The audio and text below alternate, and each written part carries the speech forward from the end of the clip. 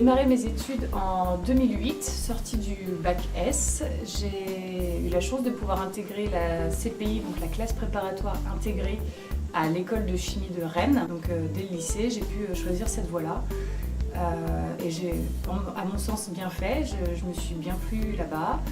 Le principe, le fonctionnement était parfait pour moi, c'est-à-dire que c'était du contrôle continu, il n'y avait pas de concours à la fin, donc c'était beaucoup moins stressant, beaucoup moins invasif, on va dire, sur la vie personnelle. Et ça m'a permis d'avoir accès à donc, toutes les écoles de chimie de France, dont Chimie Mulhouse, du coup, que j'ai choisi. L'option qui m'intéressait, c'était formulation.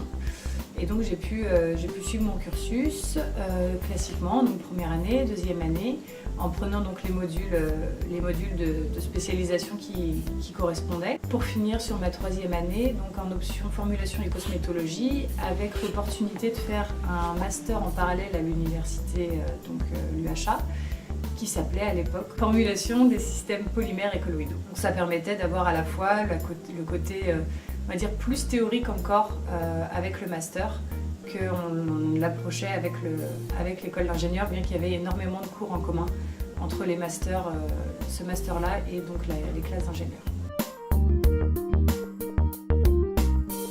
Pendant que j'étais encore en stage de fin d'études, je postulais à diverses offres, dont une qui était particulièrement intéressante, qui était située sur Strasbourg, donc chez Soprema, donc une entreprise qui est reliée au domaine du bâtiment et de la construction.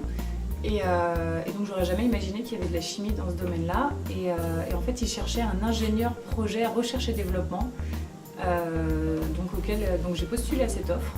Donc j'ai commencé là-bas en novembre 2013, et donc sur des gestions de projets, on va dire, qui avaient attrait au développement durable principalement, et tout ce qui est par exemple synthèse de polymères biosourcés, utilisation des fibres naturelles, là c'est plus dans le domaine de l'isolation thermique. Aujourd'hui je gère 10 à 11 projets, dont 5 à peu près ont attrait à la formulation, donc ce pourquoi j'ai été formée, et quelques autres ont des aspects ont attrait à la chimie, et puis il y en a quelques-uns, 3-4 qui n'ont plus rien à voir avec la chimie.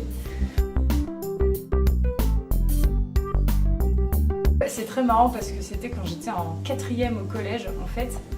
Ça n'a rien à voir avec la chimie pour le coup, mais je me souviens comme si c'était hier, c'est le truc qui m'a fait tilt. En fait, le prof de physique-chimie, il avait rempli un verre d'eau à ras-bord, il a calé un papier dessus, et il l'a retourné, et puis il est resté avec son verre comme ça en main, et il n'y a rien qui coulait, il n'y a rien qui tombait. Et là, je crois que très clairement, c'est ce moment-là où j'ai eu l'étincelle d'un verre qui m'a lancé. Et alors tout le questionnement qui allait derrière, et vraiment, et il m'a, c'est lui qui a clairement initié cette démarche de compréhension des phénomènes, etc. Je me souviens de ce jour comme si c'était il y a vraiment, je pense que c'est vraiment ça le déclic scientifique, on va dire. Et puis après, c'est le reste du cursus où au fur et à mesure de lycée, je voyais bien que j'étais quand même plus intéressée par la saponification que par l'oscillation du symbole bleu sur l'oscilloscope. J'ai encore pas mal de liens finalement avec l'école, parce que déjà l'école elle est faite comme ça, je trouve. Il y a déjà vachement, l'amicale des anciens elle est déjà très active, et du coup elle encourage finalement à garder ce lien entre les anciens et l'école. Et moi je sais que j'aime bien, quand j'ai l'occasion de prendre des stagiaires de l'école, je prends des stagiaires de l'école parce que je sais que je cherche quelqu'un qui est doué, qui fait de la formulation, et je sais que l'école elle est faite comme ça. J'ai encore beaucoup d'amis qui ont fait leur thèse par exemple dans les locaux, soirées de retrouvailles par exemple, quand on a l'occasion de faire des événements entre anciens. Ouais, c'est quelque chose que j'aime bien, et puis rencontrer du coup les nouvelles générations, c'est toujours un petit peu rigolo.